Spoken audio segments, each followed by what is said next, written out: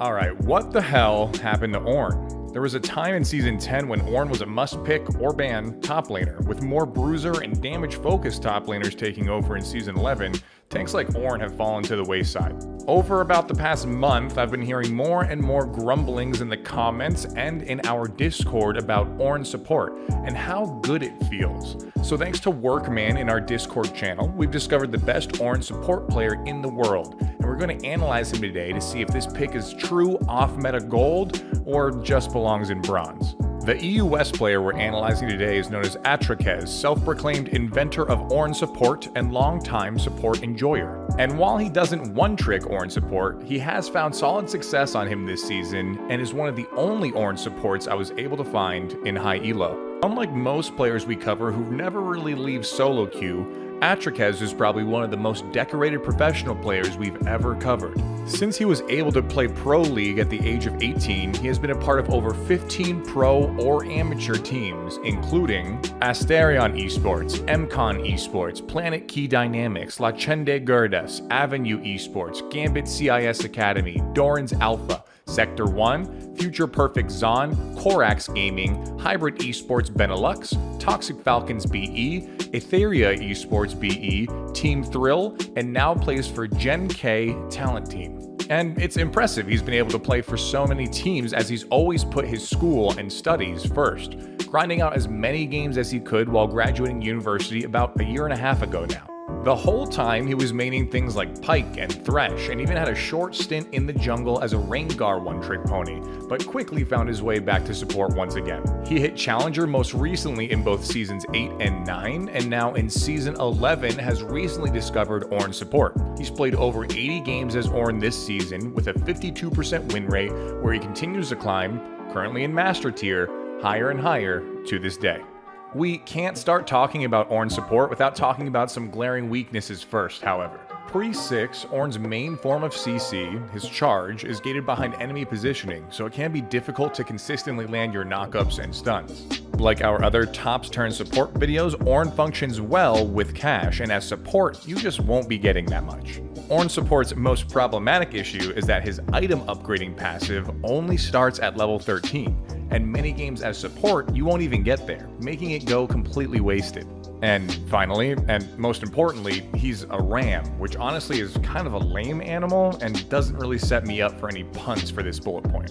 But even with all of these potential problems, Atrocez has found a way to make it work.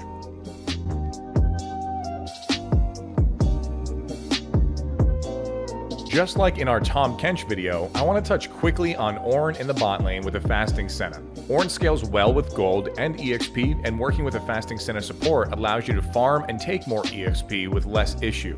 You should look out for opportunities to do this, but the overall playstyle with Senna support doesn't change much. Just know that it's possible, and honestly in some situations ideal, so that you can hit your item power spikes earlier. At level 1, what Atrocez typically levels up is his Q or Volcanic Rupture ability. Without Ornn's E or Charge, really the only thing this is used for level 1 is to push and poke the enemy to try to set up for a level 2 advantage. Volcanic Rupture also slows enemies hit by a flat 40% for 2 seconds, and creates a pillar of impassable terrain on the field for 4 seconds, similar to Trundle's pillar. Because this ability does some decent damage, applies CC, and can create terrain, it's Ornn's most versatile ability and will be max first. At level 2, the majority of the time Atrocez is leveling up his E or Searing Charge ability. Searing Charge will knock up enemies when Ornn rams his head into terrain, and of course this includes your Volcanic Rupture ability as well. Note that if you're Searing Charge into your own pillar, the pillar will disappear afterwards, but since most of the time enemies are wary of Ornn's knockup against walls, using your own pillar is the best way to land this ability most of the time.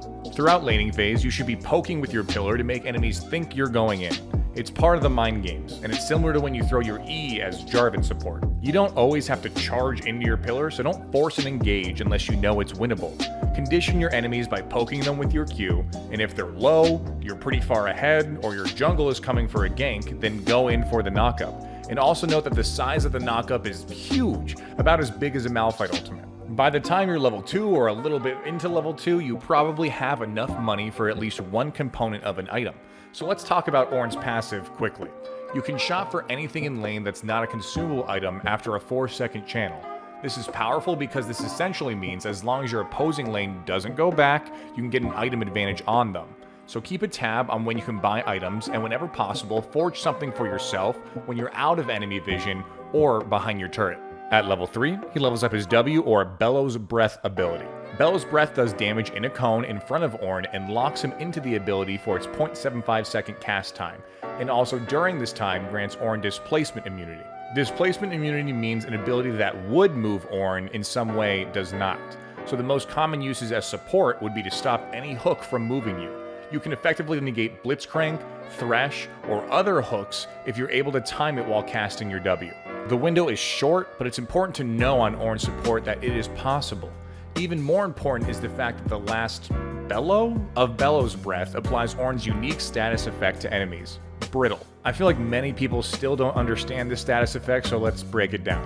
While an enemy has the brittle icon above their head, this reduces their tenacity by 30%, making any form of CC last 30% longer on them. Once any form of hard CC is applied to that champion, the brittle status will disappear, and thanks to Ornn's passive, a percentage of their maximum health will be dealt as magic damage, up to 18% of their health when Ornn is level 18. So you may think to yourself, oh, I made someone brittle, I need to knock them up with Searing Charge to get the bonus damage. Well, no. Ornn's passive also makes it so that if he auto-attacks an enemy with Brittle, he applies a small knockback, which in effect also triggers the Brittle stack and applies the bonus damage.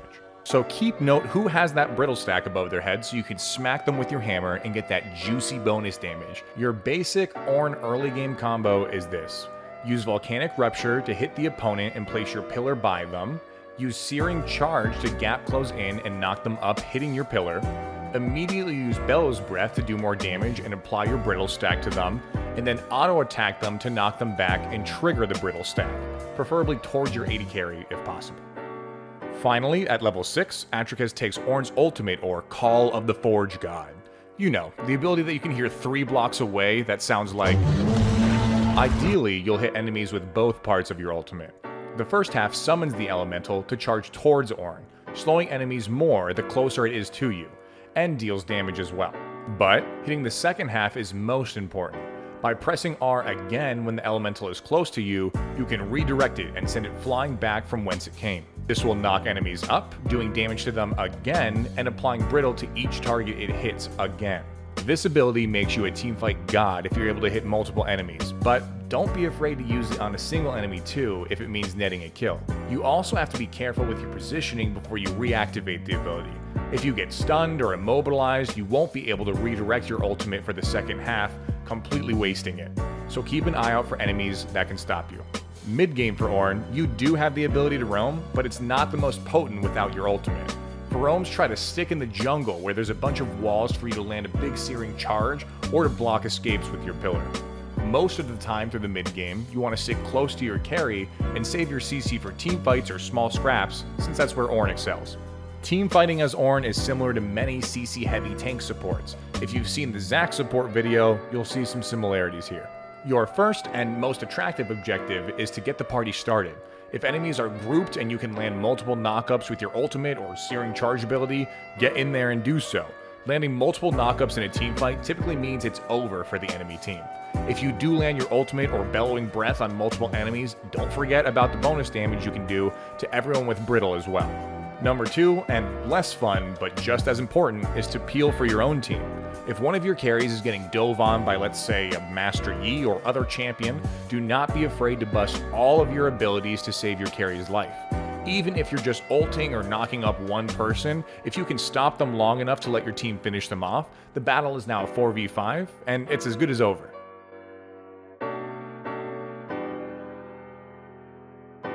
Some Ornn tips and tricks I picked up while just watching a few of Atrocez's games. First and foremost, we talked about earlier how Ornn's W or Bellows Breath can prevent you from being displaced, but you should also know that it works on some other key abilities. While using Bellows Breath, Ornn can negate being devoured by Tahm Kench, being ulted by Mordekaiser, being ulted by Set, sleep effects like Zoe's Bubble, and even stasis effects like Bard's Ultimate. Also note, Ornn's Searing Charge destroys his own pillar when he makes contact, but if he makes contact with an enemy's immovable terrain that they create, he can also take a chunk out of it as well, like an enemy in Nivea's wall or something of that sort. And finally, we haven't talked much about upgrading items in this tutorial because again, as support Ornn, you typically won't get much further past level 13 in most of your games. But if you do, know that you want to upgrade the mythic item for your most fed ally, giving you the best chance to win.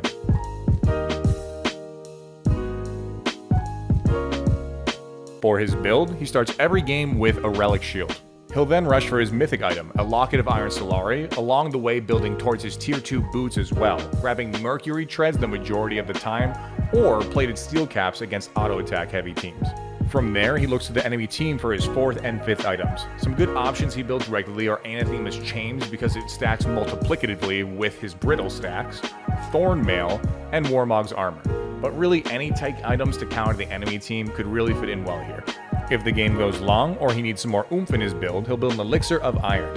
And for his 6th item, and throughout the whole game, as a good support does, he's buying control wards to win the vision game, and potentially building a Warnstone if the game goes very late. If he's with a fasting Senna support, he'll instead start with a Doran shield, but the build remains largely the same.